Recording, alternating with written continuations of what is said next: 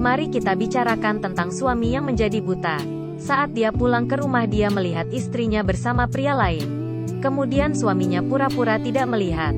Tapi demi menjaga istrinya, dia berkata tidak dapat melihat. Gupan adalah seorang pianis terkenal. Mereka adalah pasangan yang berbakat dan bahagia. Kebahagiaan dan cinta terjadi 1 tahun lalu. Kebakaran tak terduga menghancurkan hidup bahagia mereka. Gupan menjadi buta saat itu. Dan wajah istrinya juga terbakar. Gupan tidak bisa menghasilkan uang dengan kondisi seperti itu.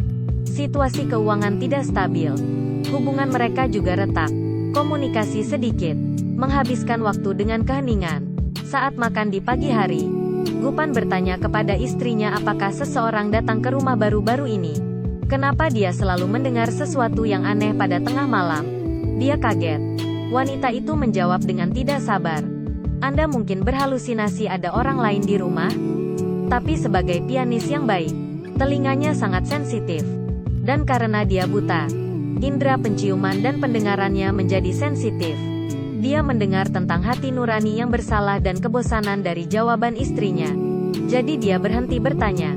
Karena takut kehilangan istrinya. Sekarang dia buta. Tidak bisa diurus.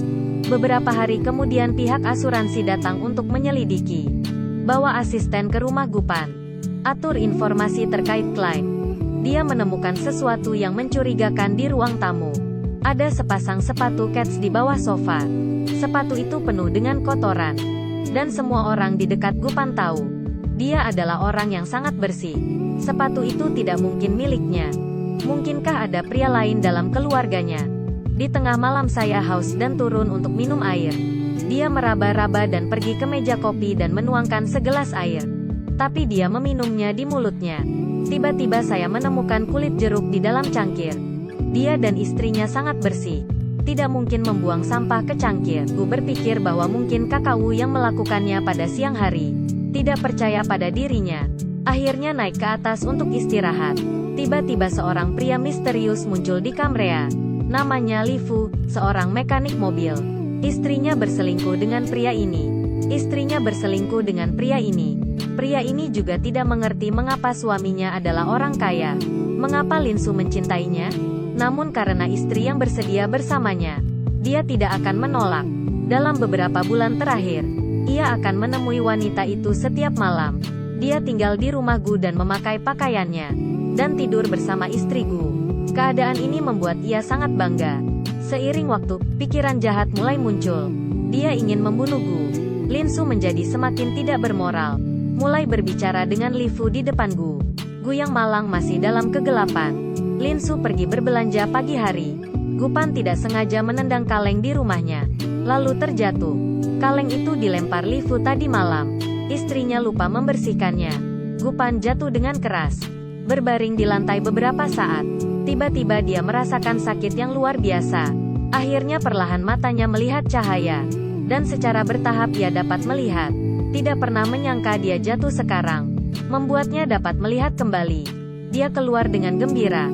Bersemangat untuk menghargai yang ia miliki. Dia telah terkurung begitu lama. Sekarang akhirnya ia dapat melihat kembali. Merasa hidup penuh harapan kembali. Gu pulang seharian. Dia ingin membuat makan malam untuk kejutan pada istrinya. Untuk membalas kebaikannya. Tiba-tiba pintu terbuka. Laki-laki lain memeluk istrinya. Adegan ini disaksikan oleh Gupan. Dia bingung harus bagaimana. Untuk menghindari rasa malu, dia harus berpura-pura buta. Linsu sedikit terkejut melihatnya. Karena Gupan selalu di tempat tidur.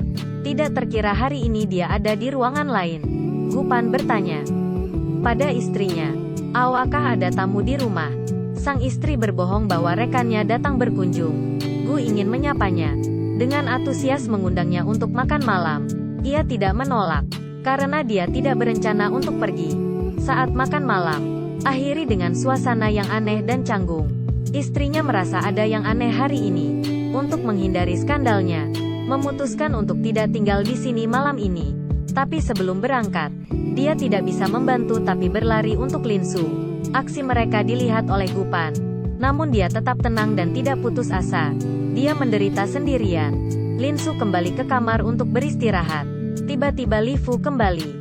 Dia masuk ke kamar tidur dengan mudah. bersama dengan Lin Su lagi.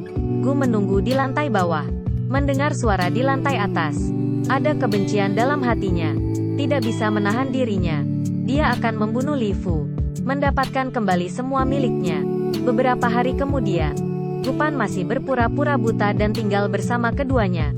Lin Su samar-samar merasa, mata Gu sepertinya bisa melihat. Ayahnya meninggalkan brankas sebelum meninggal. Apa yang ada di brankas? Tetapi, pasangan itu memiliki kehidupan yang gembira. Tapi ayahku hanya memberitahu Gu Pan kata sandinya.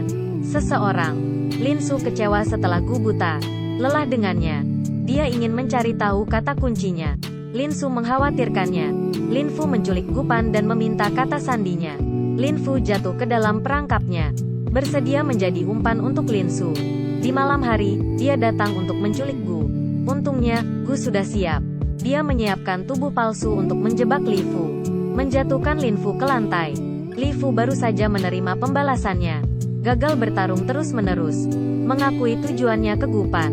Gu Pan selalu mencintai istrinya. Dia tahu tujuan Lim Su sejak awal.